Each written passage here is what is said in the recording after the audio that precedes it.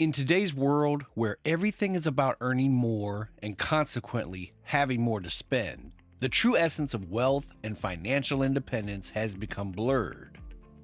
This has led us to follow, almost blindly, an age-old race known as the rat race.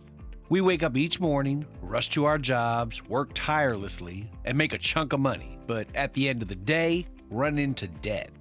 Unfortunately, this cycle has become the norm.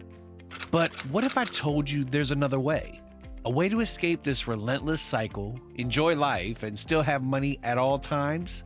That would be interesting, right? Before we get into it, do like this video and hit the subscribe button. There are basic but hidden lessons about money that our school system overlooked. Lessons that could save you years of running in circles and provide the tools needed to jump off the wheel and really start living. Lessons whose lack of understanding has destroyed celebrities and ruined promising careers.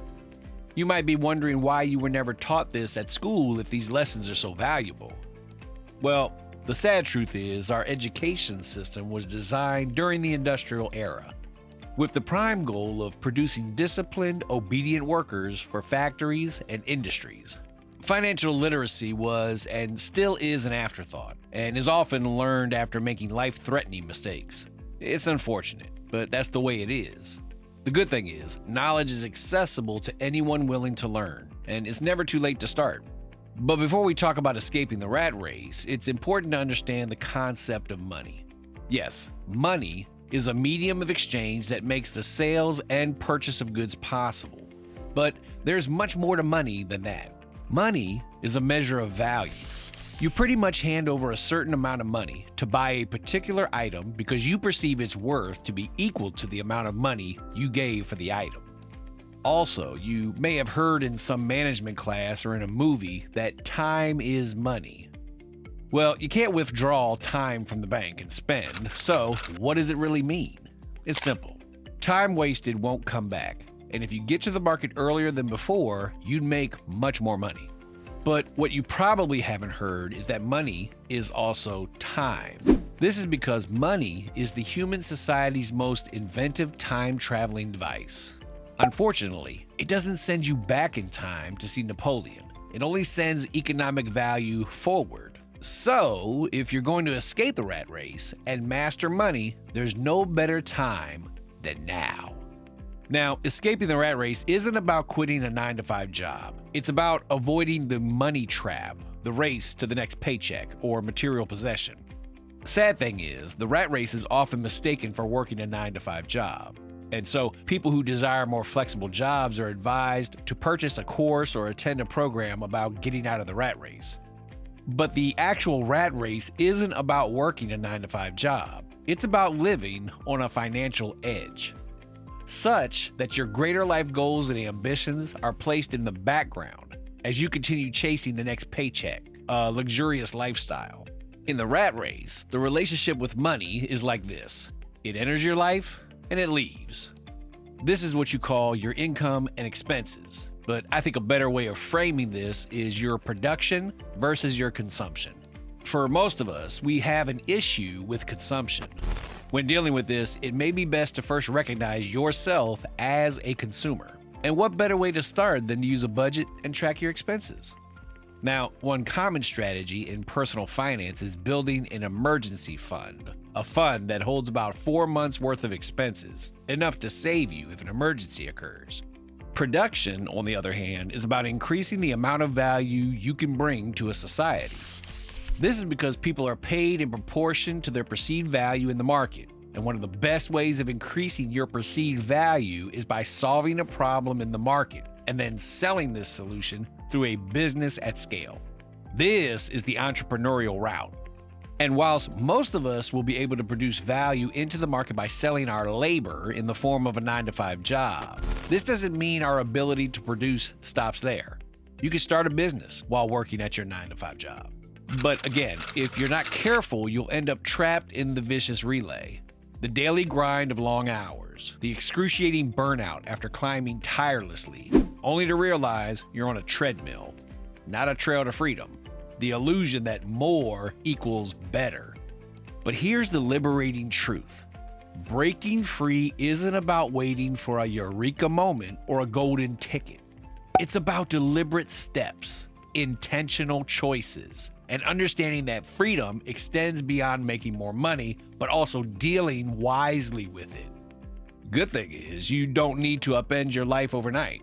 Start by understanding what truly drives you. Then, step by step, move toward that vision. What most people get wrong about escaping the rat race is thinking it's about scaling up nonstop. But in reality, it's about scaling down to what truly matters. So learn to scale down to what truly matters, not up. But how do you do that? Let's see. The first thing to do is to decide what you want in life. It's easy to get caught up in the whirlwind of societal expectations. From the cars we drive to the titles on our business cards, we're often chasing after symbols of success that might not truly resonate with us. So before you even think about the logistics of breaking free, you need to get crystal clear on what freedom looks like for you. Is it more quality time with your family? The chance to dive deep into a passion project without financial constraints? Innovations. Once you pinpoint what you want, every decision, move, and risk you take becomes purpose-driven. It becomes a step towards a life that's truly yours. So take a moment, reflect, clearly define your version of freedom and the picture of a more fulfilling life. Also, don't forget to live within your means. One of the most fundamental principles of financial freedom is living within your means. In a world driven by instant gratification and the allure of the next big thing, it's easy to lose sight of this. Before making impulse purchases, ask yourself, can I truly afford this? Do I even need it? Now here's a pro tip. Allocating only a certain percentage of your income for monthly expenses like rent or mortgage can prevent financial strain and keep you on track. You should also try eating in more often. Even though eating out is convenient, it gets expensive fast. So cook at home as much as possible, because at the end of the day, it's better for your body and your wallet. Win-win. If you're gonna live within your means, you might as well consider using a budget, because really, being smart with money doesn't mean compromising on quality of life. From loyalty programs to shopping during sales, there are countless ways to maintain a high quality of life without breaking the bank. Another wise thing to do is to diversify income streams. This is because stability is key to financial independence. And it pretty much doesn't come from putting all your eggs in one basket. Relying solely on one client or type of income is dangerous. Markets change, industries evolve, and clients' needs shift. If your one income source dries up, you're left in a vulnerable spot, potentially scrambling to find your footing again. You can also do this by amplifying your savings through the right investments. All in all, escaping the rat race is not about winning the lottery or inheriting a fortune. It's about reprogramming your financial mindset and being true to yourself. Although these are lessons our schools failed to teach us, it is never too late to learn. Because, well, no one is destined to be stuck in the rat race, except, of course, if you choose to. With the right knowledge and actions, you can liberate yourselves and step into a world where money is more than enough. And in this new world, your potential is limitless, allowing you to create, explore, and live life on your terms. With this, don't you agree that the definition of financial freedom should be escaping the rat race? If you haven't liked this video, please don't hesitate to click the like button. Also, don't forget to subscribe. Where money matters, we'll see you on the next one.